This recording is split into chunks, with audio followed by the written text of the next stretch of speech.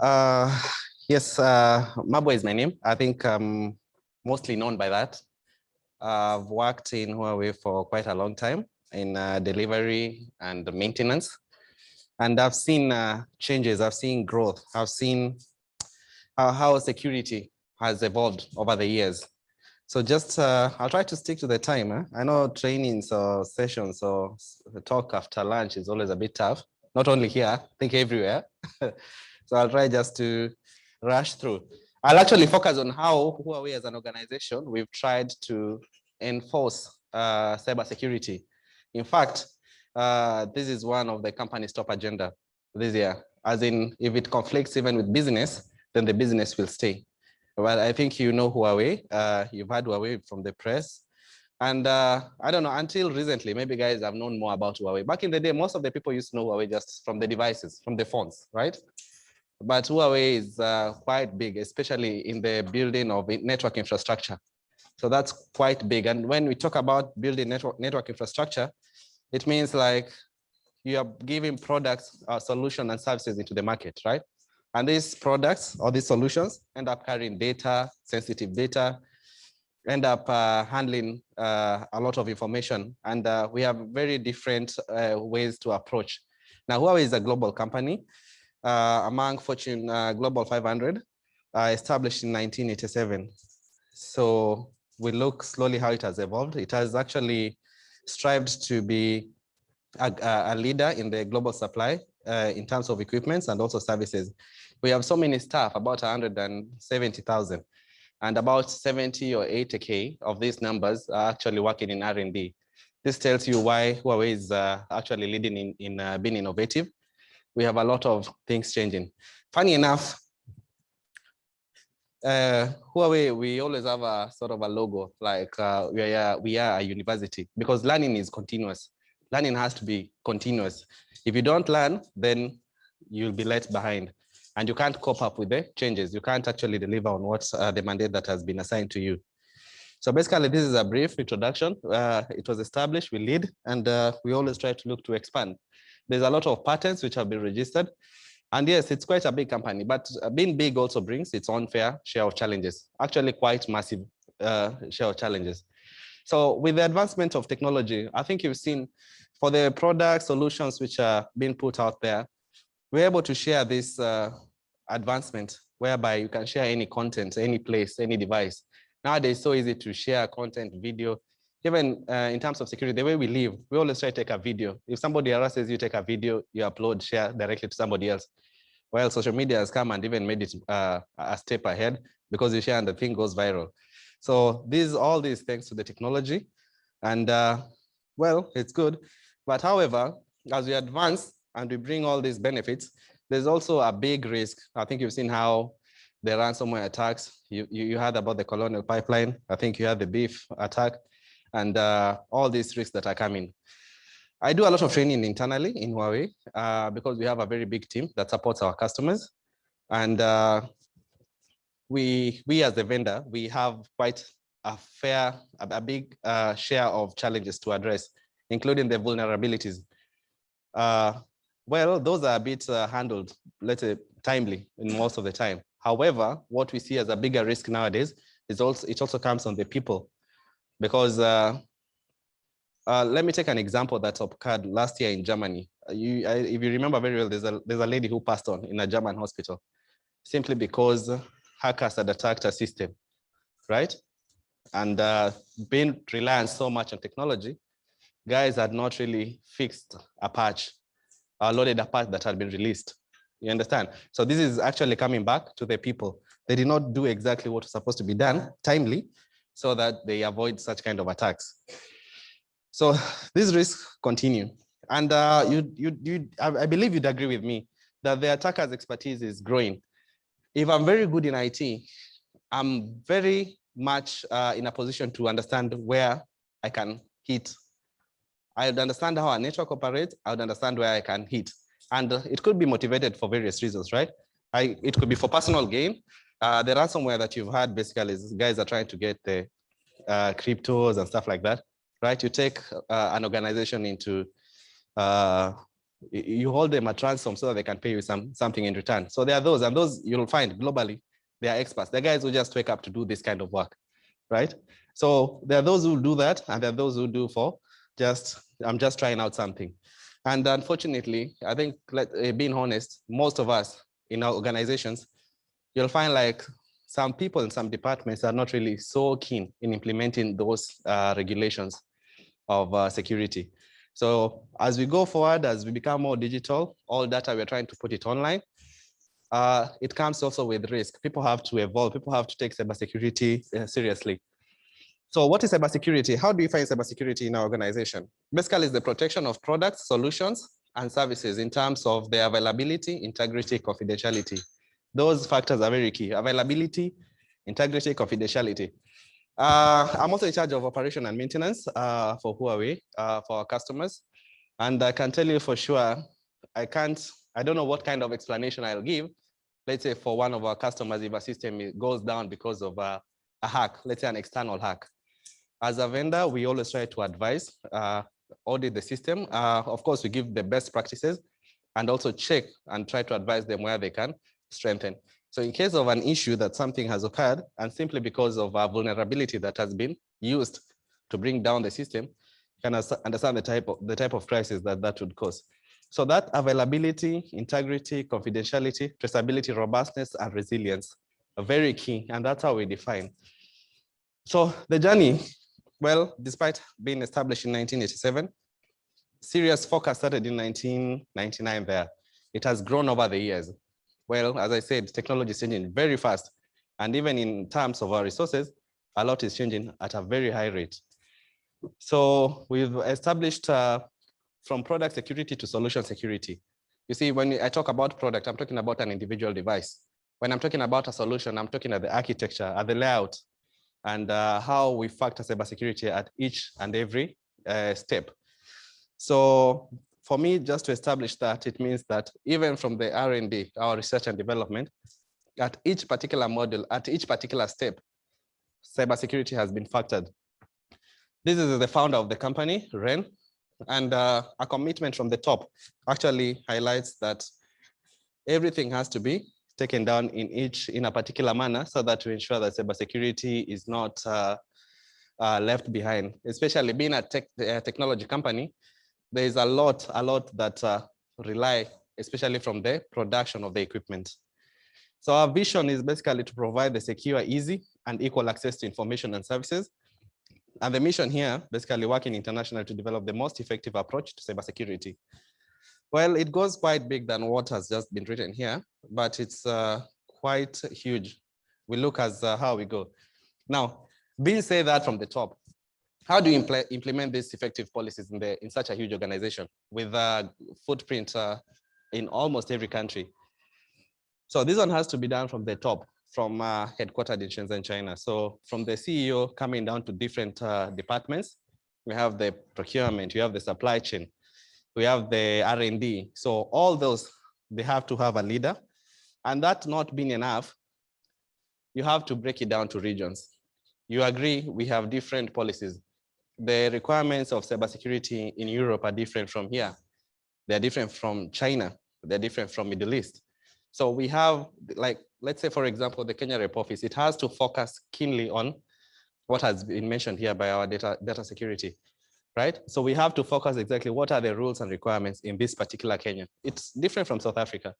So we have to understand and customize the umbrella or the skeleton that we have and match it exactly to what we have in Kenya. That's what you call like a regional or a country security office. However, that not being enough, we split it down again, even in each particular rep office, the sales. Remember, cybersecurity is not just about the technical, or even the sales guys, the document that they have, the guys in HR, the guys in procurement, supply chain, all of them have sensitive information at particular levels. So that one is actually broken down and we confirm. So the interest, basically, we're looking at a citizen, the enterprise, and the nation at large. Well, internally, we always, there's always a, I don't know how to put it, but violation, let's say, for example, with Huawei as an example, we always say it could even lead to a larger geopolitical issue. we supply products, solutions that are used by some of our customers. And let's say for services, we do maintenance services for some of them. And whenever we say we do maintenance services, it means like our engineers, who are engineers, end up working on our customers' network. And you can imagine just a lapse or somebody just being careless and not following the policies that have been put in place, what it could lead to. We have all sorts of people using these networks. We have our president, you have our CS, right? We have our foreign office, right? Ambassadors and everything. So imagine all that data, somebody that did not actually adhere to the protocols or the process of guarding cybersecurity would actually compromise the entire company. And not only the company, it could also jeopardize the country at large. So we try to reiterate this, that there's a lot of sensitive information. And for us working on the telecom sector, not only we are looking at the personal data, we also have the network data. For us to effectively deliver services, we have to collect the data. But how do we collect the data?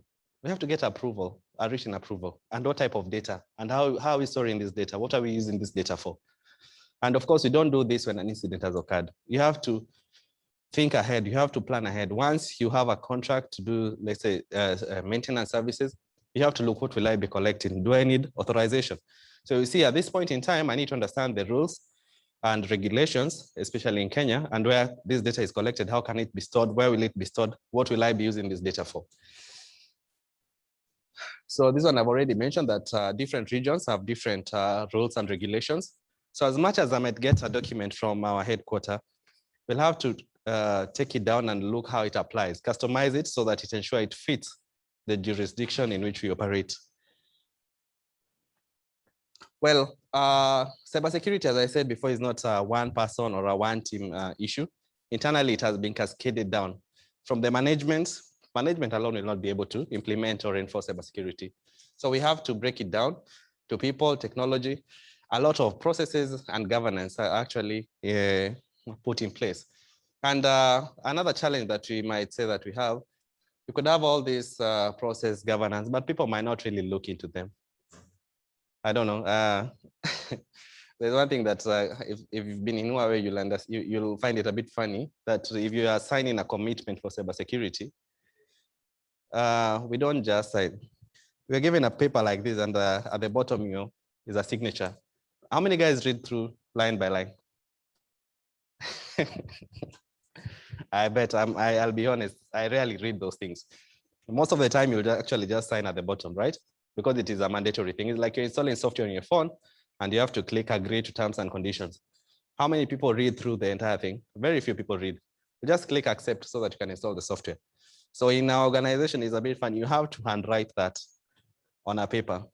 Now, funny enough, you'll see handwriting is a bit quirky. As in, when was the last time we wrote on a composition, a whole piece of paper, like a statement of compliance, I so and so commit to adhere. So, but the purpose of that is actually to make sure as you write, well, some good percentage of that information you'll remember because you're writing physically. But signing, most of the time you'll just sign. I'll go later to show you how we just manage that. It's quite hot here. Anyway, so in R&D, let's say where the product manufacturing starts. That's where we introduce this integrated product development process. We're not just developing the product. Whenever you have a solution, a product is being manufactured, each and every layer is actually checked. Each and every component is actually checked to adhere to the requirement of cybersecurity. And just to test, it's not an independent thing. The independent penetration test done, compliance test, and we have a cybersecurity transparency center. Huawei has actually invited players and partners in the industry, even other continents to come and test to confirm that this is actually adhering to the standard. And also we've partnered a lot with most of our customers to come and do third-party testing to ensure that the product or the solution that has been given meets the industry certification standards. And not only meeting that, there are customers who come with very different requirements. Just to mention, for example, Safaricom could have a very strict mode of testing, like system hardening at the beginning. Before the system is able to carry service, they'd really want to ensure that it adheres to their standards. So this, apart from what we have to adhere, we have to make sure that the system complies to what our customers have. Well, let's say Safaricom here could have their own standards. Let's say another operator in another region could have their own standards. So we have to make sure we merge. And that's why we need a robust and a big team in terms of checking on the cybersecurity. Well, this one is basically on the same, different processes, different departments. The ITR, whatever I call, is issue to resolution. Whenever a ticket is raised, I had mentioned before that in certain type of services, you will collect data, whether you like it or not. You have to collect data. How will you offer services if you can't collect data, right? Whatever we refer to as network data, the configuration, the performance, for me to be able to assist to check your system where the problem could be, will have to be collected. So all that, even in other departments, let's say the sales, for me to sell, I need to get maybe what you call a traffic model, or to understand your architecture as it is. You see, all this information is really crucial, but it has to be shared. So how you manage that information really matters a lot. Now, on this part is what I wanted to highlight, that industry, most of the time you'll find that there are products or solutions which have been put there, right? You have firewalls, you know how to configure those access lists. There are so many products that support security, but all that is useless if the people managing or handling this information don't know exactly the policies. I say the biggest risk to cybersecurity today is actually the people. If I know the policies, I have to change my password, or I have to put my password a bit complex, then, and I put it as simple as 1, 2, 3, 4, 5, or up to 8. You see, that is one of the biggest risks. Or I know, let's say this product patch has been released to fix a particular vulnerability, but I, in charge of my department of, in terms of security, have not seen this has been done until an attack is done and the whole thing goes down. You see, now that becomes a big risk to the people.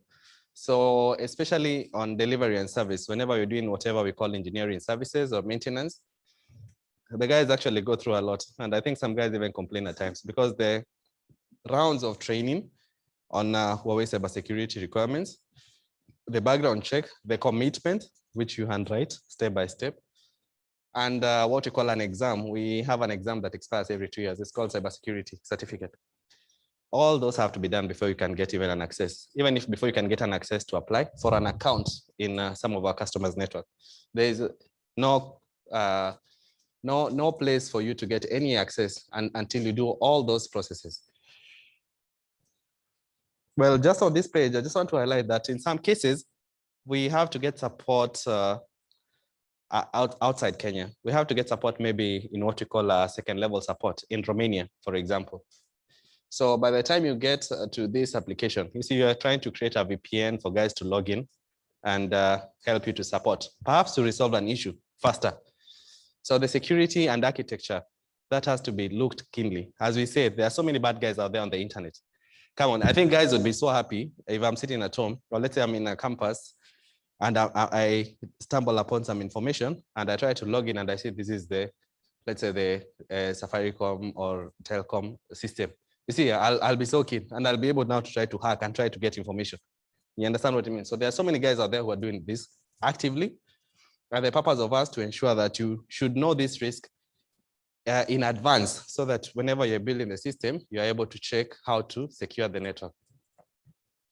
So the security, the service delivery security architecture is as below. A lot comes into place, laws and regulations. We say they're different in different regions. The customer requirements really matter a lot. Actually, how you give in a solution or a product and you don't factor what they are considered.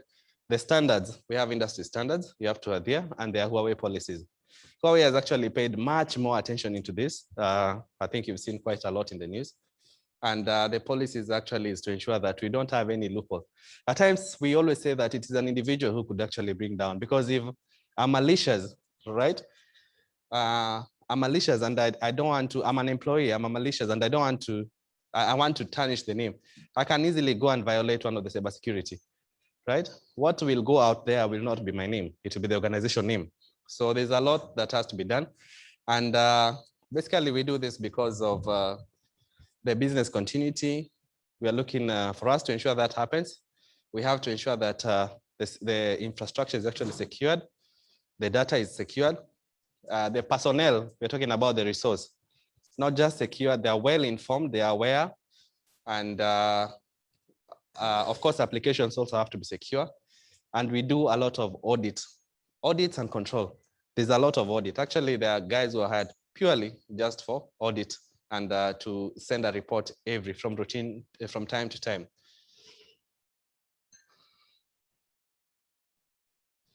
So engineering to maintenance, here we refer basically to guys have bought a solution or a product we have to bring. We do the installation.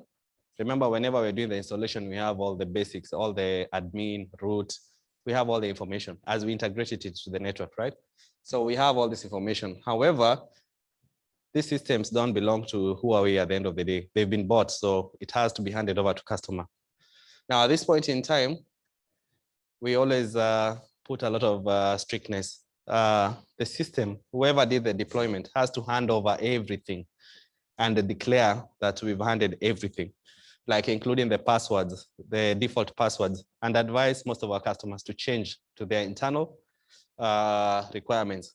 But the key point here is that no Huawei engineer will eventually log into that system without an authorized form or authorization from most of the customers. It has to be authorized because now the system is carrying live traffic. We no longer have access to it. And we do audit to check that this has been adhered to. That engineering to maintenance. In some operators, you'll find that a system has been deployed and still the guy did deployment has the admin. You know, organizations are different. There are those who don't change the default passwords, right? So we have to ensure that that is done to ensure that we don't have any loophole as far as security is concerned. So this is basically adhering to the network. And as I said before, at times we have to operate from a remote region. We have to get support, especially during this time of COVID.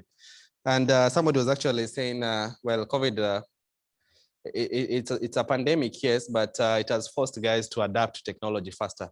And well, I've seen support now being done much easier through the different platforms.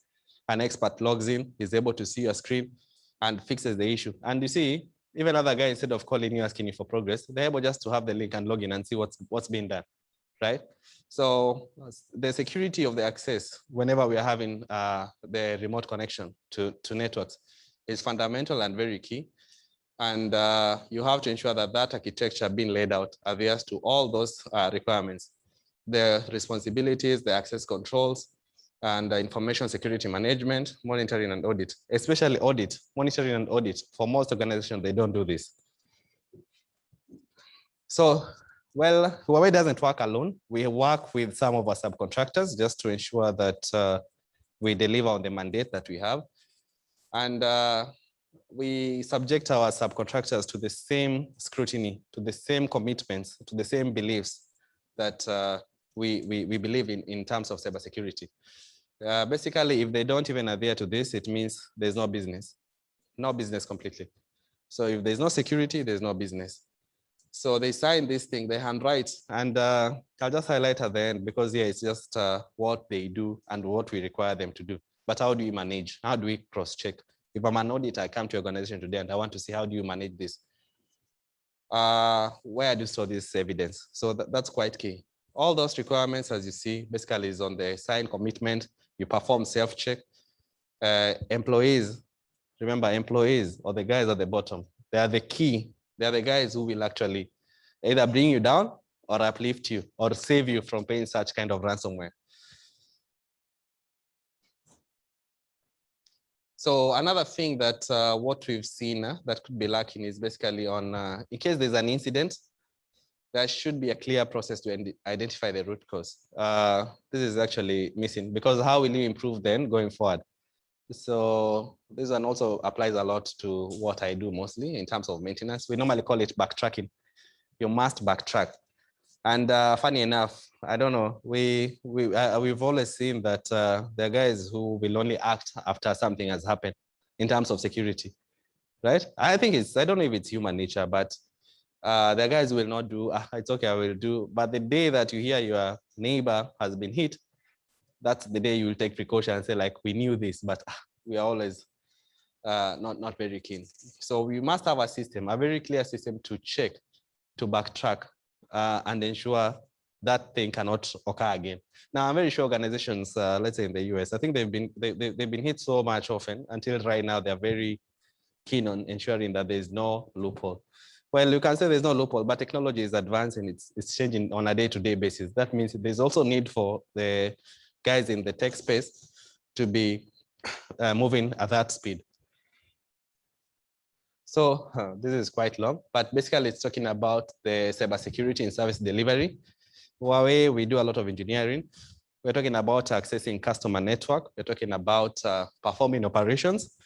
And why is this key? Because if right now you hear that there is no data, I'm trying to imagine the impact. Let's say Uber guys can't move, or the digital taxis can't move. You're talking about, think about maybe the mobile money platforms. You can't pay maybe your drinks, you can't pay fuel, you can't, there's so much. And that is all related to maybe performing operations in customers' networks. So that is very key, because before this used to happen, an outage used to occur, impact is big, but nowadays there's a lot of penalties imposed, and these penalties would also affect our operations because it's a business at the end of the day. So if your customer is losing revenue because of a network outage, which has been caused by somebody, an engineer, you see, first and foremost, you'd want to understand, did they understand the policies we have, the security mechanism that we have, the authorizations that we have, right?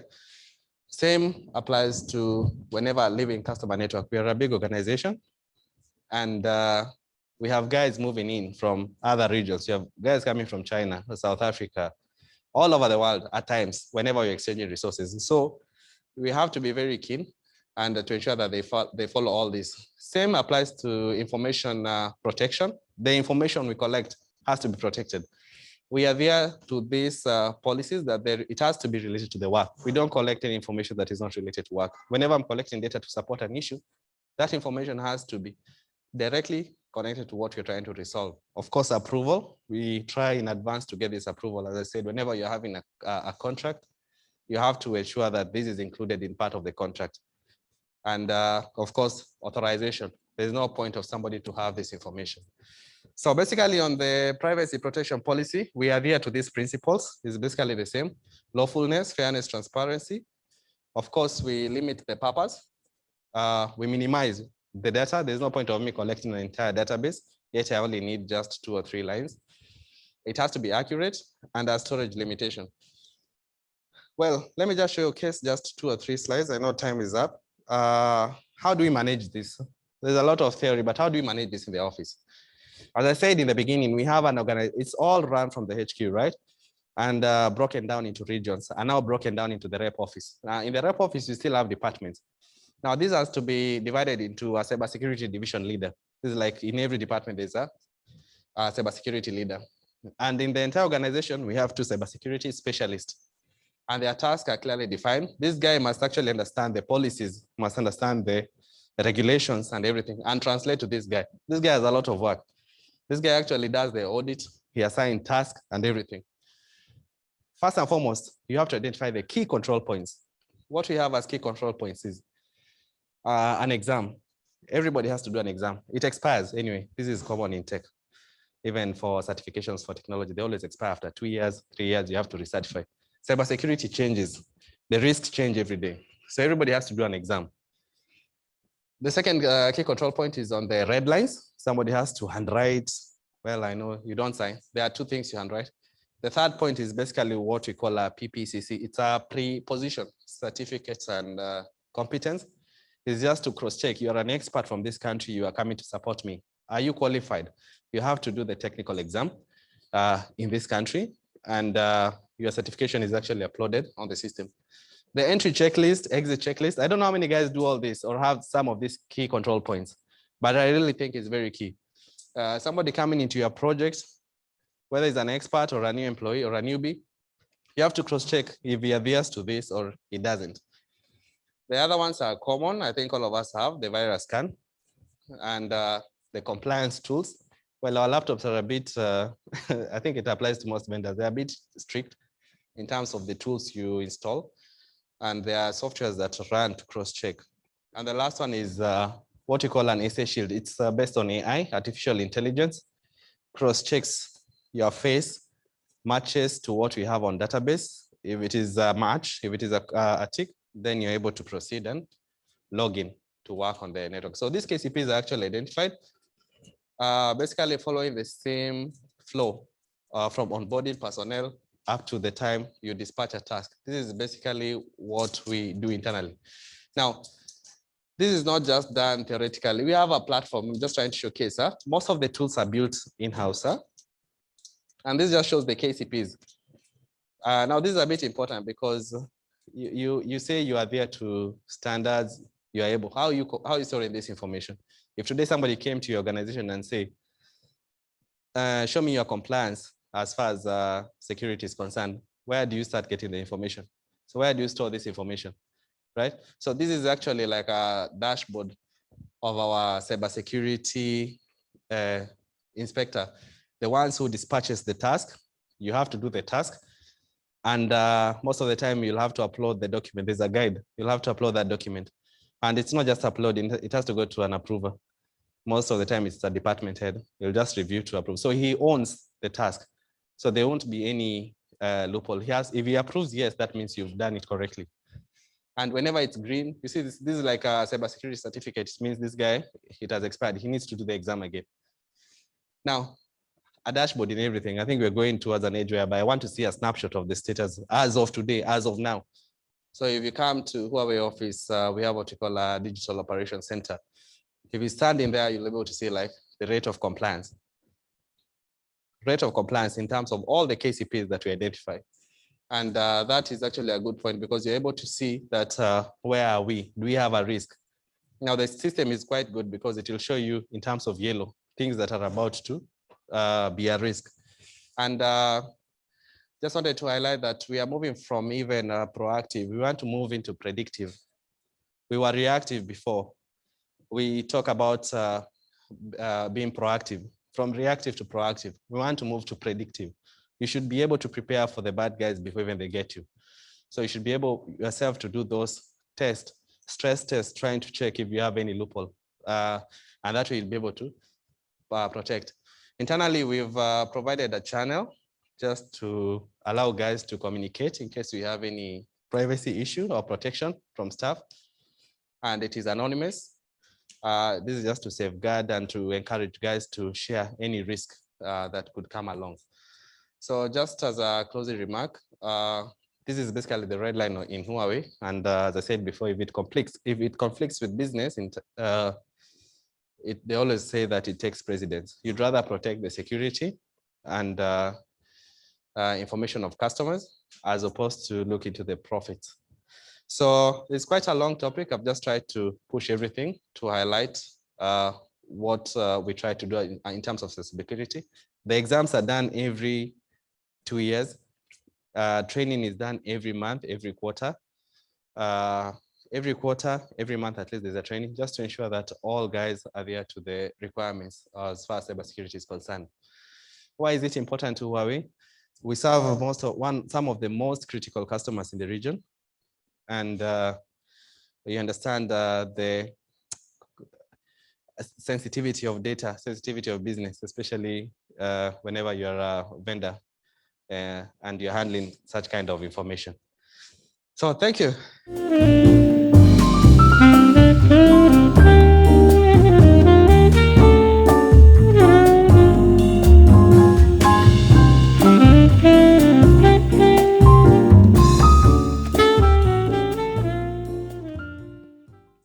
Yeah. So all that data was leaking every single place. And somehow I decided to go look Very easy to find them. I found thousands of people's records all over the internet. And like I said, if you want it, ask me for it. I shall give it to you because it's not anything. Okay, well, we're talking about privacy, but hey, it was on the internet. Publicly, what? Available. Thank you. You guys are a nice audience. So anyway, I got that data and I started to see. So people were trying to see cyber breaches as a new normal. Looking at the global key findings, adversaries continue to innovate. People they keep on writing new code, try to find a new ways to hack. They're looking for new ways to be able to compromise their targets. All vulnerabilities are still a target. So people think, for example, if you look into web applications, SQL injection used to be the easiest way to actually compromise. However, right now, there are websites still have SQL injection. And to be specific, right here in Kenya, people still have for those who were around for the pre-conference we had Monday, Tuesday, we saw about, I don't know how many servers that had Windows RDP available, meaning you can actually do a remote login into those servers right here in Kenya. And I'm not going to go through that because that's a whole other process, but it was a simple code you put online. You don't need any special tool to actually access them, right? For those who are here, yeah, great. And I like the way they're nodding because they now have that skills at hand. Anyway, so that we found those. So the thing is, most of the old things are still available. So IoT weaponization is becoming a key thing. For some of those who came for the pre-conference as well, I showed a few of you how someone's house that has been automated right here in Kenya. Maybe I might be nice to show you after this off camera, because we can put off that guy's light in the toilet. We can actually put on his house. We can actually open his gate for him from here. We can, what does IoT do? His sprinkler, we can open it. We can actually put it on as well, put it off. Every little thing he had in his house is actually connected, and I have access to it. Do you know why? There was no password. This guy does not have a password to his router for that IoT device. His entire house is automated. His bar lights, I mean, if you have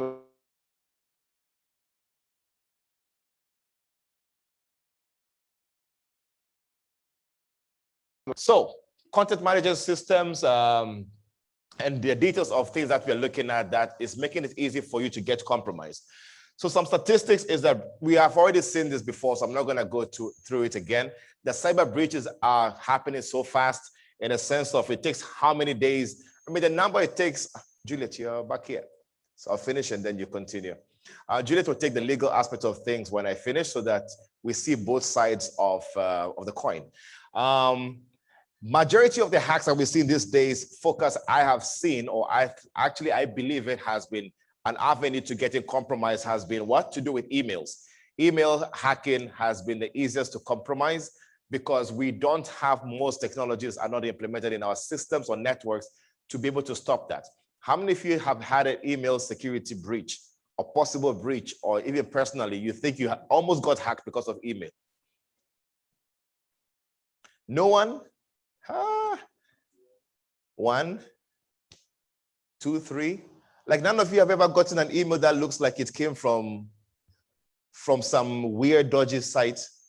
Have you ever? You have. So that means you have. So for the guys who said they haven't, we're going to use you as an example today. Do we agree? Great. So we're going to force an email from him to those who have laptops, and let's see if that will work. Is that okay? I like the practicality of that, so we can see if that will actually happen. So email security, malware analysis, malwares are becoming another way to actually breach networks and systems. Majority of the ransomwares that are happening right now is only through emails, right? Not even drive-by downloads or web applications. It's not. It's only coming through what? Emails. So if you don't have a good email security solution or something within your network that will be able to stop that, you are going to experience a lot of cyber attacks there. So, like I said, no one ever thinks to be a victim of cyber attacks until it happens to them. Hi, what's your name? Crispin. So Crispin is going to be a victim today. I chose him because, hey, he's the closest to me right here.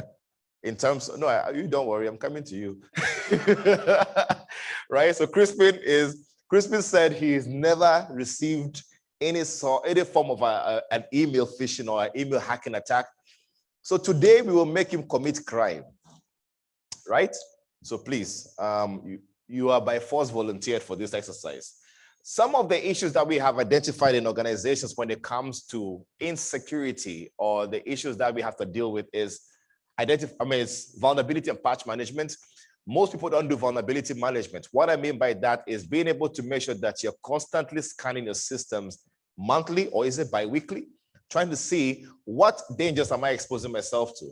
Let me tell you for a fact, majority of the penetration testing system or systems that I do on networks is because of outdated, version of software. Easy. So you go to a network to do a pen test. For pen test is basically a security assessment. You find out that they have a Cisco device which has never been updated for the past 2 years. Or it has even been updated, but for the past 2 months, they've never patched or they've never tried to patch it. Right now, if you search on shodan.io, if you register an account there and you have the right queries, you will see people who have MySQL databases publicly available. They have their web applications publicly available. They have their RDP to systems or servers that are publicly available. If we can see it, that means there are botnets that are out there also looking at these things. So patch management is a problem. Lack of endpoint detection and response. I'll touch a little bit of that later. Antiviruses are dead. Antiviruses are what? Dead. So we have to start moving from antiviruses to endpoint detection and response tools, which does behavioral analysis of exactly how malwares are coming to you and be able to take action before it happens to you.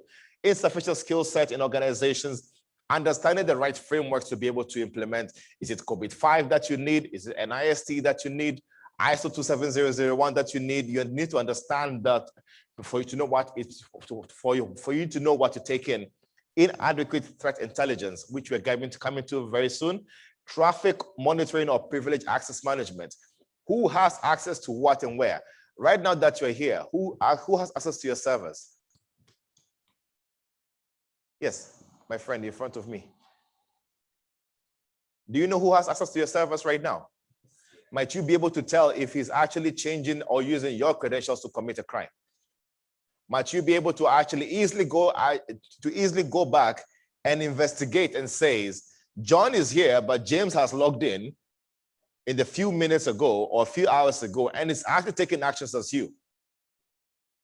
And if he's doing it as a person who is malicious, because let's give a typical example. Why will your engineer come to work at 11:50 on a Friday evening to do something, to configure? You know, the security guy will let him in. Because he has what? He has a badge. Are you together? The Monday morning, you've been told X amount of money is possibly missing. Where do you even start? Your procedures, your processes, the kind of controls to put in, you start investigating and going back. You're spending more time trying to investigate issues instead of making money. Right? So privileged access management, I find that to be the biggest issue when it comes to insider threats for large organizations. No, let's be large organizations. Small and medium-sized organizations are also vulnerable because access management, you don't put it together. You don't know who has access to it. You trust people. I was giving the class that came before that. There was a bank in Kenya. The head of IT, his account was used on the mobile banking system to move money to so many numbers. There's a syndicate of guys in Kenya who are doing that. The only reason why they did not prosecute him was because he was on a flight on KQ. I'm not bashing KQ that they don't have internet online in the air, but the particular flight he was taking does not have internet up there. That's all that saved him. At the time when the crime was committed, he was on a 5-hour flight. So somebody else used his account to log in, and that's the only thing that saved him. Otherwise, everything pointed to him. His MAC address was used, his email was used, his credentials were used to log into the system. So third-party engagement integrations, I find that one of another avenue. How many of you integrated to third parties? You don't have to put up your hand. They're doing mobile banking for you in your systems. They're bringing some API to help you do certain things. They're developing software for you and giving it to you and tell you it's secure, and they give it and they leave it with that. Next thing you know, the person who you have outsourced that development to, one of the employees has quit the next day. 5 days after that, you have lost money. The SLA, the contract, who oversaw that entire contract detail, who actually went into detail to see exactly what has been done. Again, goes to privileged access management. If you have the right tools, you should be able to have a record of every single command they've typed, what they did, what they connected to, how is that API even working? Because that API security, which we're not going into right now, is another reason why you're getting compromised. Are we together? So this is some of the things that are happening, and general stuff, resilience awareness. Because if they don't know what exactly is happening, you're not going to know exactly how to look out for. So we're looking at threat intelligence, secure device management, enterprise security monitoring, and vulnerability management are some of the things that I feel like organizations need to look at and focus on. Insider threat, external threat, email security, anti-malware versus endpoint detection response tools, secure VPNs. That was area of focus when I saw during COVID-19. A lot of people started working from home. Yet when you get hacked at home, you've basically given access to the hacker to get into your corporate networks because of unsecured VPNs. VPN does not come secured out of the box. Hello? Hello? I just want to know that you're not sleeping. Right? So active monitoring, timely mitigations, controls. If you've been hacked right now, how long will it take you to be able to even fail over to a backup site? How long will it take you to engage a third-party organization to do forensic investigation or incident response? Everything has to be tested. People have that on paper, they've never tried it. It's a very big problem that we have a lot of times, and business continuity and strategy management. I think business continuity got activated automatically when COVID started. People are like, we can work from home, we can log in remotely. Then COVID started and guys have to actually work from home, and they're like, how do I log in? How many of you had difficulties getting a VPN installed?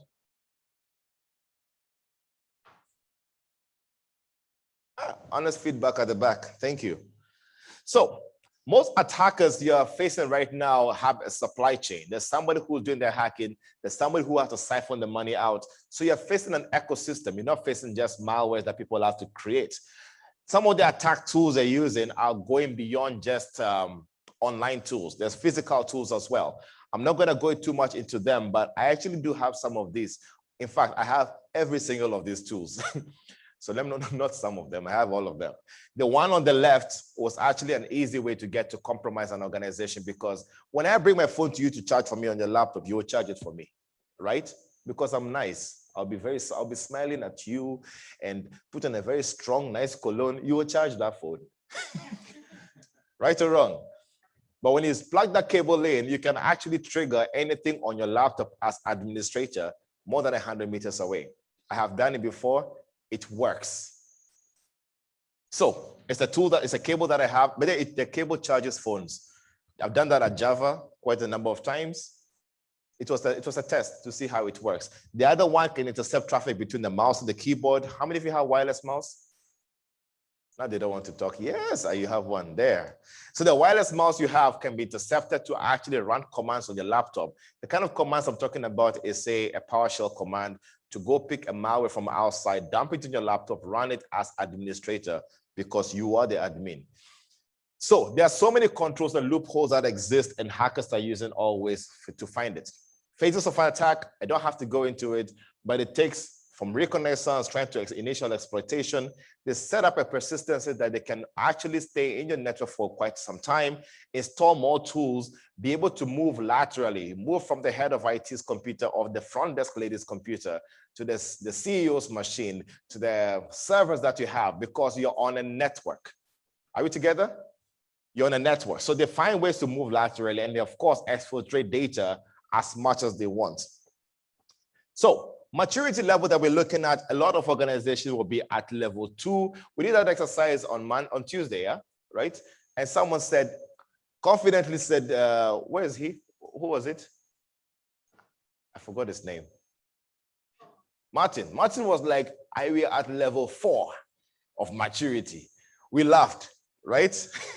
Everybody started laughing because we're like, let's actually see if Martin is at level 4. But after interrogating the maturity level of details, we realized Martin was actually at level 2. So level 2 of maturity basically is saying that you have some incident response, you have people that can actually tackle security issues.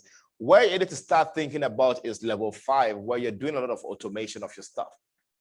If you've been hacked right now, who do you have to call? I mean, if you're compromised right now, you have to call the network engineer, who has to call the system administrator, who has to call somebody, say, block this IP, has to call another security guy to investigate the IP or the indicator of compromise. All of those takes a lot of time. You don't have that much time anymore because when a ransomware attack happens, you don't even need a CISSP to be able to do that. Hello? So hackers are evolving. You need to start automating. Automation is what we're looking at. The security model that we're looking at of a maturity involves all of these. I'm not going to go through the entire chat because it's not really necessary right now because we can spend a whole day. How long did you spend on this alone? Spend almost 2 hours on this particular entity. It's basically looking at operation level, access control, access configuration on applications. Do you have database activity monitoring? What do you need from each of these? I'll leave this slide with you to be shared with everybody so you can have access. Some of them are needed. If you're looking at infrastructure level, do you have any email security solution?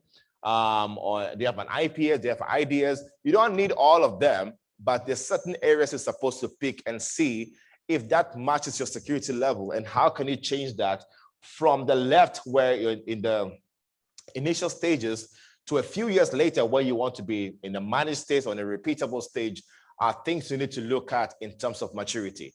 The tools that are out there you can get like CISCAT website, CIS, CAT. If you go to that website, Center for Internet Security, ask for CIS, they have a tool that is publicly available for you to try to measure this maturity. It's basically questions you ask yourself and see if you have all of these tools, and it gives you a score. Are we together? It gives you a score to just know maturity. Otherwise, people like Juliet can actually interrogate those details for you. We have James. We have a lot of people who actually do that, that you can actually consult. So this is just somebody who was in this kind of state. The red shows that they're in a non-existent stage for most of the tools that they're supposed to get. And there's the other part of they actually changed or they made changes, they've installed, or they have some processes that have been put in place to get that done. So we are moving into an area of predictive intelligence from the traditional risk management we have. That means we're trying to see how can we put in threat intelligence of not being reactive, but being predictive. So reactivity to predictive analysis will save you a lot of cost when looking at the kind of time that you can take. The amount of time you take to recover from an attack will be the differentiating factor of your business still running or not. Hello? The amount of time that you spend trying to recover from an attack will be differentiating factor of if you're still going to run a business or not. Should M-Pesa go down for 2 hours, what will happen? You're at a bar, you've bought enough drinks for the ladies, you can't pay. James, you're laughing. Has that happened to you before? I'm just asking. Right? It happens. It just actually happened before. There's a time M-Pesa was down for a few hours. People were sweating like a pregnant fish. Eh? Yeah, because they don't have card. Like, everything is M-Pesa. M-Pesa wasn't working. This guy, he was making phone calls because he just can't pay, yet they have to leave. Somebody was killed for that. Hey, okay. So it happens. So the quick recovery should be an area of focus for your business. You need to make sure you can recover very easily. So why threat intelligence is being done is to be able to take unstructured data, be able to actually convert that into a way that you can understand the tactics, techniques, and procedures of attackers. We call that TTP. We use something we call indicator of compromise, which I'm going to show you what indicator of compromise means. But when you're doing threat intelligence, you'll be able to prioritize security operation and tactics. You get to know if you can formalize triage and incident response. you can automate some of those responses that if somebody's trying to log into a system, which they're not supposed to try more than, I mean, where's Emmanuel? Is Emmanuel here? Emmanuel's given an indication of saying if somebody tries to log into the system more than 3 times, automatically locks you out and says, see the what? System administrator. Those are some of the ways you can try to automate a few things. Quicker turnaround times with playbooks. I'll show you how a playbook looks like, and also prompt reporting and alerts, and of course, some context for intelligent correlation that you can know the next thing you're going to look at. Indicator of compromise are things such as this: unusual outbound traffic. We have a lot of firewalls that look at traffic that is coming in, but not what is leaving. Yet your laptop is actually talking to a command and control system out there in the world or in the wild. However, you're complaining that your internet is slow. It's not your internet that is slow. It's somebody's machine that somehow is doing some torrenting activities without you installing torrents. Your machine is being exfiltrated or being used as a data mining server, and you have no idea. Are we together? So how can you tell which machine is doing that? What are they talking to? Is that server they're talking to malicious? Has it been already analyzed by a third party in the wild that they know that you've been, it's a bad server? Brute force attempts, unauthorized file modification, malware detection, privilege escalation, geographical irregularities, which I'm going to show you a playbook for that you are here right now. Do you think you can actually move to Uganda in the next 2 minutes? You can't. However, your account is being used on that side within a very short time, which is impossible. Active scans in the networks and mismatched port applications. Those are some of the basic indicators of compromise. There are thousands of them that are out there. So what a SIEM does, which most probably a lot of you have, security incident and event management tools. You probably have that. You've seen some of the things that Rapid7 has talked about today, right? You all remember? A SIEM will be able to collect information, will be able to do intelligent analysis of that information to correlate that with indicator of compromise and tell you you are being attacked. Are we together? But knowing that you're being attacked or even seeing user behaviors is not enough, because you have to start, you have to start thinking of how do you translate that into actionable items. That is what a SOA will be able to do. So SIEMs will do log analysis, correlate collection, the correlation, log forensics. All of this will be done by SIEMs, which most of them are really good at. What a SOA, so if you look at something like this, a sample SIEM, let me go to this. You'll see a situation where this person's on the SIEM had a multiple logon failure on a database 17,775 times. This is an actual client, by the way. Of course, I had to black out details that you don't know who it is. But this client had 17,775 failures. That's a human being who's doing that. That's obviously a proxy tool or some tool to brute force so many times that it was able to detect that many times. Detecting is not enough. You have to be able to what? Yes? Respond to it as well, remediate. So this is where SOA comes in. What will take a SIEM 30 minutes to investigate, to understand all that is happening and pass that information to a ticketing system and alert somebody on 30 minutes. A SOA would have done that in less than 4 seconds. So SOA will be able to detect, to collect information, do decision-making, be able to do triage, respond, prioritize, and I know I've been told time is up, right? Don't worry, I'm about to finish. So that's what basically a SOA does. Let me just show you a simple detail of how a SOA looks like. I did a recording to make things faster. I hope this will be sufficient enough. So at 8:26, a user account called Washira is trying to log into his system. When he's doing that kind of login details, he logs in, and if you look at this IP address that we're going to see right now, IP address starts with, let's see, his IP start with 197. However, in less than 2 minutes, somebody has compromised his account, either on the network level or a malware or something. In 2 minutes, somebody have taken his account. That means they're logging in from somewhere. That means on the traffic level, that IP address must have changed, right? Or they're using a VPN or some sort of proxy tool that has not revealed their true IP. Now, When Washira gets to log in into his system, or not his system, I'm simulating the attacker logging in now. So when attacker logs in, the IP address must have changed to something else, 63. Are we together? Usually, you're supposed to be able to investigate, or the SIM would have detected that and say, we know that particular IP address is bad, but it doesn't block it on the firewall because the firewall does not have that information from the SIM. Something has to send the details from the SIM to the firewall to block it or to investigate, find out which user has been compromised and be able to shut that down. So what the SOAR does, or rather, if we're to investigate, this would have gone to a ticketing system automatically to an alert that an IP address has been blocked because of violating 1, 2, 3 rules. And this is how you can actually check to see what exactly has happened. What would typically take 5 hours if we have noticed, because most of you who have SIMs in your organizations, you would have noticed the emails keep on coming in. You don't have the time and capacity as a human being to go through thousands of emails in a day. People do, but I mean, just impossible. Because the same thing over and over again. When that account has been locked already in the Active Directory, IP has been blocked. That's what the SOAR does. When he's trying to log in again, it's what is been disabled. That is what that's an active threat intelligence. So the SOAR is just a playbook. The playbook basically just code written to be able to do investigation.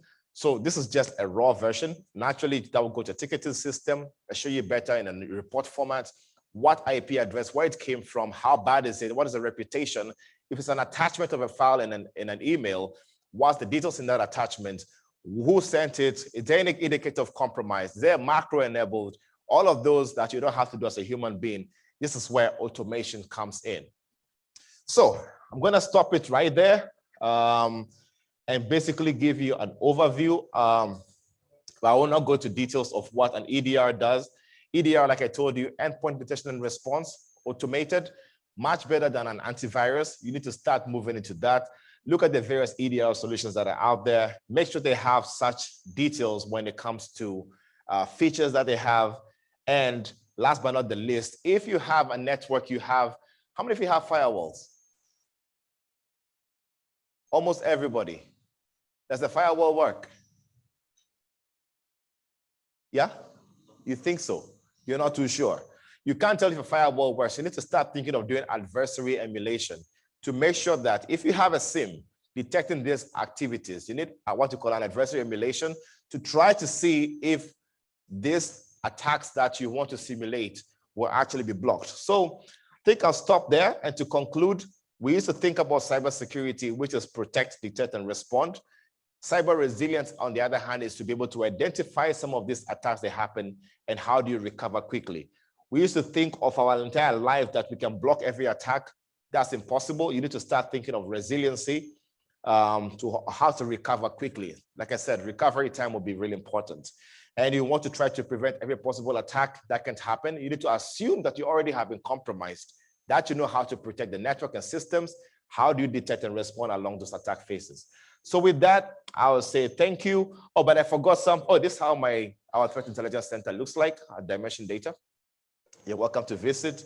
But before I leave, we promised to see what is the situation with our friend's email here.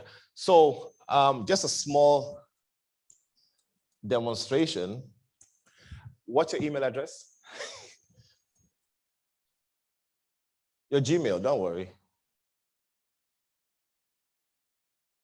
There's nothing, basically what I'm trying to do is, if I wanted to pass this bottle of water from here to the other side, I can either throw it, pass it on to you, or I can take it physically to you. So email security has become an issue that you can actually spoof what you call DMARC and SPF records. Please go check that. SPF and DMARC records, when they're being spoofed, can make somebody send an email from anyone to anyone. So I just want a sample email address. Anyone? Pardon? NGA? NGO. With NGA, NDO, CH, RISPINE, like that. At Yahoo. You still use Yahoo? Okay. Huh? Hey, okay, I've not used Yahoo in a very long time. Let's see if that will work. I don't know if that's good. So I'm gonna send that to myself.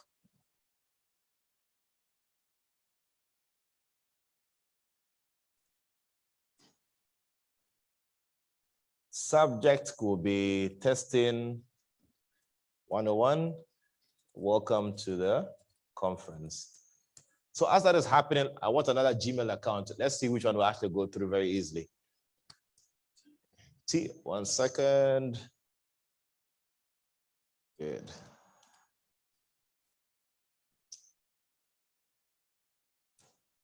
T dot M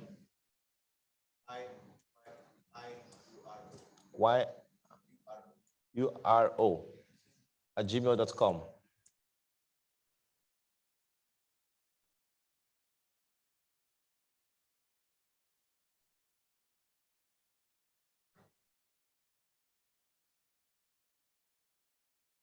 Email subject, dinner on me.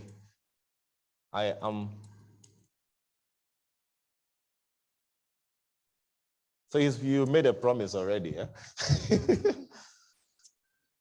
So let me just open my Gmail.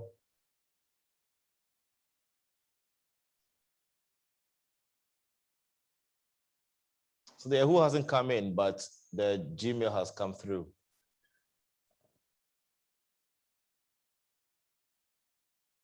So that email has come, as you can see, it even has your picture.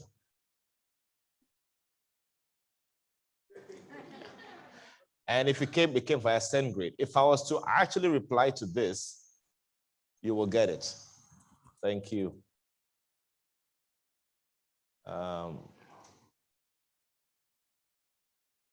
Kindly confirm on your phone if it has come. Juliet, as you come on stage, I'm done.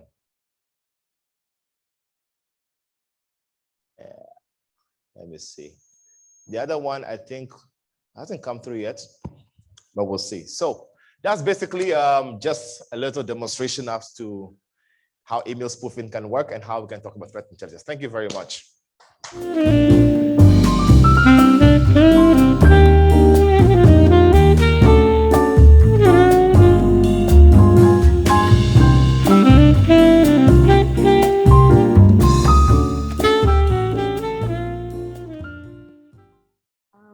So we've talked a lot about cybersecurity and data protection and data analytics and all the potential of digital economy. So today I want to talk about the legal framework. So we've talked about the Data Protection Act a little bit, but something we've not touched on is the Computer Misuse and Cybercrime Act, which came into force in 2018. So quickly, I'll take us through what are some of the legal issues when it comes to investigating and prosecuting cybercrime. And then we look at what the Act provides and some of the human rights considerations and what you can do beyond regulatory framework. So beyond just trying to comply. Okay.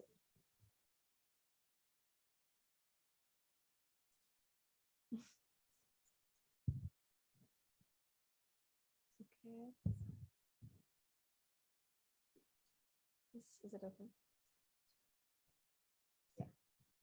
Okay, so typically cybercrime and cybersecurity has always been thought of as technical. So I'm sure most of us in the room are technical. Are there any lawyers in the room? Anyone who's done any kind of law? Yeah, so mostly known as a technical issue or a risk audit IT issue. So increasingly the lawmakers have recognized that there is that legal aspect to it. There's need to define cybercrime from a legal perspective and to deter perpetrators from carrying out criminal activity using computers. So based on this, there's been this debate about what is cybercrime, what is cybersecurity. There's this interchanging use of the two words. And it's very important to have that definition because as you may know, in legal world, you have things have to be very defined and very clear. So broadly, and something to remember is that cybercrime is not new per se. So it includes traditional crimes any traditional criminal law that would be found in criminal legislation can be then deemed to be cybercrime. So this is only if it's carried out using computer systems, computer servers, and the computers as a tool. But at the same time, there's a whole new world of cybercrimes, which would not necessarily fall under traditional crime. So it's not theft, it's not fraud, it's not identity theft. So it's what we've been discussing all day. So ransomware, for example, denial of service attacks, phishing, typically not deemed to be a criminal activity, but if you look at it in the context of what they're trying to achieve, in itself, it can be deemed to be a cybercrime. So that's what the cyber law is trying to bring into play, is that there is traditional crime and there is non-traditional crimes that are coming about using computer systems. So quickly, if you look at the challenges, and this will have been discussed throughout the conference over the last 2 days, there's been an over-reliance of technology. People are now heavily using their devices.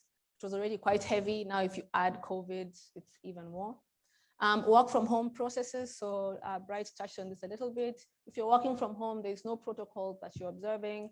You're using networks that are not necessarily secure. So it's hard to monitor, it's hard to implement whatever organizational structures you've put in place for cybercrime or cybersecurity. So this all leads to an increased number of users and access points for the cyber criminals. It's much easier for them to gain access to you or your devices or your network because you're so reliant on these technologies. And then add on to that the data-driven economy, which again we've been discussing. So data is extremely valuable now. All organizations are looking to leverage it. Again, another opportunity really just for the cyber criminals to leverage. And then access and availability of devices, international dimensions. Cybercrime cuts across different jurisdictions, different countries in a matter of minutes, seconds. How do you factor that from a legal perspective, thinking about jurisdiction and which countries' laws should be applied and which ones shouldn't? We'll look at that a little bit more. And the same question on jurisdictional barriers. So where becomes a crime scene? If we launch an attack here and it goes through 6 different other countries and lands in the UK, for example, where would be determined as the crime scene? Which countries' laws would you use to investigate and prosecute? So those are some of the challenges. There are some legal specific challenges, which will largely be a replication. But I think the key things to touch here is a lack of capacity, I think, amongst law enforcement agents and amongst ourselves as well, lawyers, the judiciary, the courts. There's a lack of knowledge or sound understanding when it comes to cybercrime and technology and how it works. And then also, I think a big issue from a legal perspective is lack of good procedures when it comes to collecting digital evidence. So evidence can be collected, you can take the laptop home or take it in for evidence. But as we know in cybersecurity or cybercrime, that's not sufficient. There are other kinds of protocols and mechanisms that need to be followed. So that has been a huge challenge so far. And of course, as I mentioned, the extraterritoriality aspect of cybercrime. So cybercrime is being carried out across multiple jurisdictions at one time, for example. So if we look at the importance of criminal legal frameworks, and this is pretty like criminal law 101. So it's deterring perpetrators. So if there's no punishment for the activity, then of course, no one is going to feel the need to stop doing it. To set clear standards for how to use our devices. So if the law says, it's an offense to carry out unauthorized access to a computer system, if you didn't know that before, then you don't know you don't believe what you're doing is an offense. So this kind of creates that mentality, those boundaries as to how far you should go and should not go.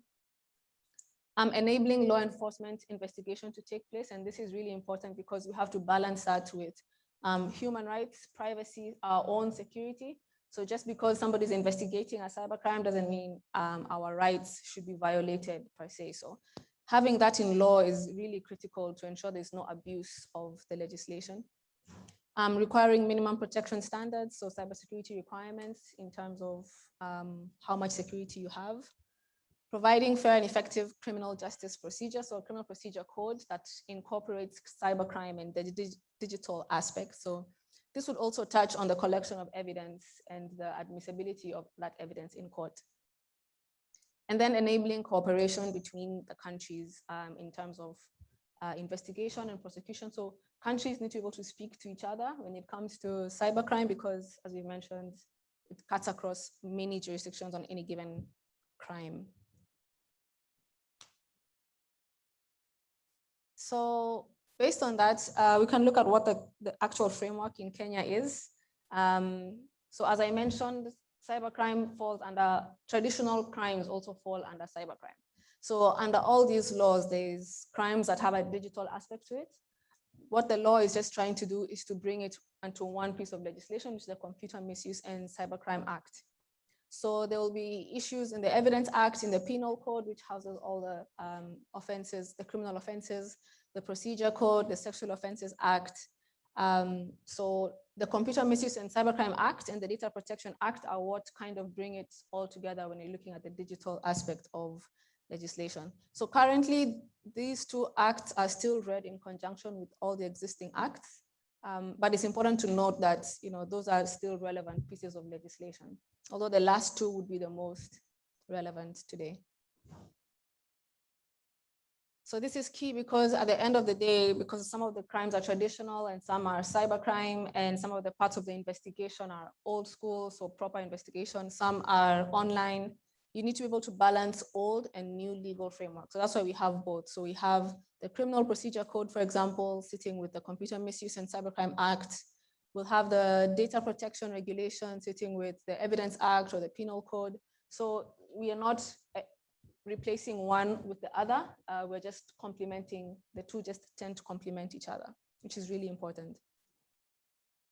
So here I'll quickly take us through the act. Maybe I should mention the last time I presented about this act at ISACA was in 2018. Not much has changed, so I'll just run through it quickly. It addresses a lot of the issues that we've kind of touched on already. The objective of the act is to improve cybersecurity by criminalizing. So as we've seen, criminal law will act as a deterrent to carrying out offenses. So this is, it's not cybersecurity in itself, it is criminalizing it and deterring the perpetrators from carrying it out. It provides investigation tools and international cooperation mechanisms to ensure that, once there is a crime, it's first of all criminalized, and then they support the framework that helps investigate, prosecute these crimes. So 4 key areas, and it's broken down into 4 key parts. There's an establishment of the coordination committee. I'm not sure if anyone from the CA is here who can tell us about this or the SAT, but we'll come to that. Offenses and liabilities, the investigative procedures, and the international cooperation framework.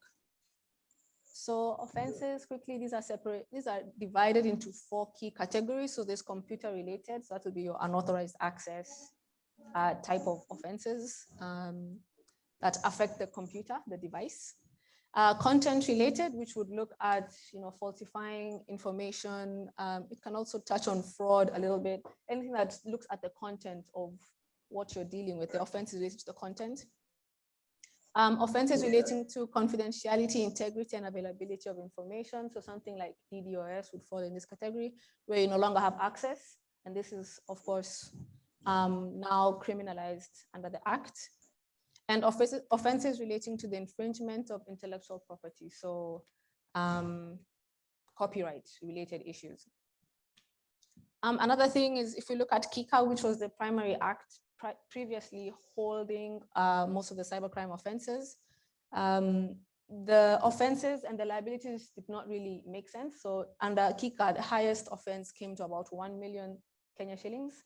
But now they've kind of made it more proportional, having understood the layering that cybercrime or computers do in terms of how much is actually stolen or lost. So currently the highest offense under this act comes up to 25 million maximum of, and that is where is a hacking of critical infrastructure. So anything that would affect, say, national security or something of the sort. And then investigative procedures, quickly, I'll just say this just provides a framework in terms of how to record, investigate, interception, preservation orders, all these kind of mechanisms that need to be very technical and specific for digital evidence. You'll find these in the Act as well, and investigative procedures. And then we have international cooperation. So as I mentioned, there needs to be a lot of discussions or cooperation between the different countries. Something to note, and I will keep reiterating, is that this is already happening before with different kinds of crimes. So we already have a mutual legal assistance treaty, which was domesticated as a mutual legal assistance act in 2011. And this is what is used to kind of carry out cooperation between countries on different crimes. However, again, because of how much computer systems will aggravate these crimes and how much more complex it is, this also creates another layer of support, bringing in the digital aspects of it, bringing in the, one of the points is spontaneous information.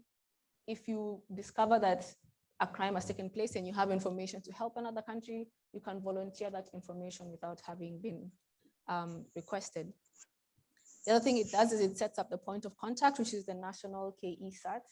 I think Zano spoke about this briefly yesterday.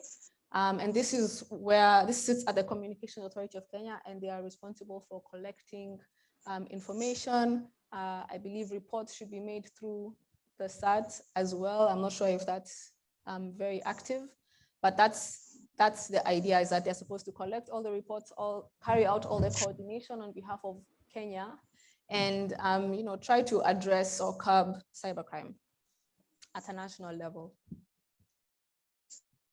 And then we have territorial jurisdiction. So this is the most problematic, I would think, part of the act.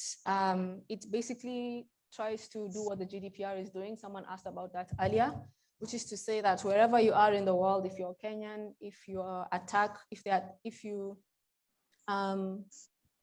you are resident in Kenya, if you're carrying out an attack, if the attack takes place on the government of Kenya in any country where they have property, on any government of Kenya property, or if you carry out an attack and then you then come into the country, you then fall under Kenyan jurisdiction. And so you're then subject to these provisions. So that is, I think, a little bit complex to enforce. I think the practicalities of that are yet to be seen. But the idea is that cybercrime affects you wherever you are, and you should still be subject to or protected by the act. The other thing is that this act has a prevailing clause, which means that all the previous laws I mentioned earlier, which are still relevant, prevailing clause means that if this act comes, if they go head to head, so it's either the Cybercrime Act or another act, this will always prevail. So this will be the stronger act, and it's the one that's going to eventually kind of do away with the other one, the strongest one, essentially. So I'll touch quickly on human rights and cybercrime law. And I think it should be human rights and the digital economy, basically. So as I mentioned, there needs to be safeguards in place when giving law enforcement agents investigative powers. So we need to make sure that there's a clear line between the investigation and the enforcement of and the human rights. The law needs to be absolutely clear in terms of what is expected and what needs to be done and what is not supposed to be done. So that's something that really needs to be factored in. And it must be accessible to citizens. So I don't know how many of us have read that Cybercrimes Act, but those crimes or those offenses in there, they can relate to each and every one of us on a personal level and to our organizations as well. So it's something that we need to constantly aware of and constantly thinking about in our practice, in our work, and how it affects our clients. It should be precise, as I mentioned, so there should be little discretion on how to enforce it. Something else is that there needs to be a lack of polarization in the law. So there should not be words like national security, that's very extreme and kind of alarmist, extremism, terrorism. This is not clear. This starts to venture into kind of emotional almost and kind of subjective. So it's very hard to tell what someone would mean by some of these terms. So it needs to be completely clear. Yeah, so basically there needs to be a balance between cybercrime and respect for human rights.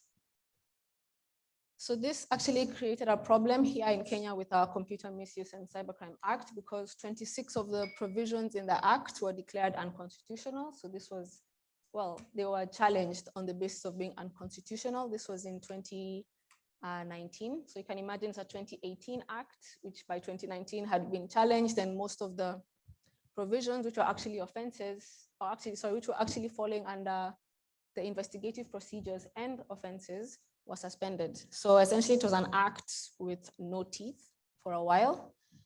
This was later reinstated last year. So I think February last year, this law is now fully in force. One of the issues was that there were investigative procedures and there was no corresponding data protection act. So the safeguards that we're talking about were not in place, and that then makes the whole, or rather large part of the act unconstitutional. So another issue is that citizens lack awareness of the act. I think as I mentioned, knowing what offenses are in the act and how we can report them, for example, who we would call, that's very important. Not sure if it's as widespread as it should be. And basically, due to the way the act was enforced and then suspended, there's been a lack of sufficient case law. So if you look up the case law on Competition and Misuse Act, there's like 2 or 3 cases that touch on this. And most of them are still based on, I feel they're not really addressing the core issues when you think about cybercrime. They're not looking at the hacking, the fraud, the really problematic issues. So with time, I expect that this will change, but for now, there's still a lack of sufficient case law and lack of development in the cybercrime laws aspect. So I think I will skip this slide and just come to this one, which is basically beyond regulation. So we're here as ISACA, and I think at the end of the day, we're looking at how to improve processes and what the law is saying and how we can help ourselves. So beyond regulation and beyond what the law requires, there's a few things that we can do. So one is understand the risk landscape for a specific organization, which William touched on yesterday. Each company has its own crown jewels, as you would say. So you need to know what that is and protect it accordingly. You need to review your organizational cybersecurity and data protection policies. This has been mentioned a lot, and I would encourage it some more. So develop as well incident response teams that are diverse. So a multidisciplinary incident response team, have plans in place. This is key also looking at the Data Protection Act, which requires you to report a breach within 72 hours.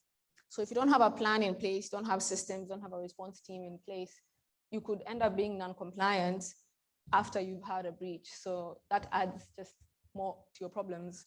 So having this in place, even though it's not a legal requirement, per se, it's a good way to meet some of your legal requirements to be prepared.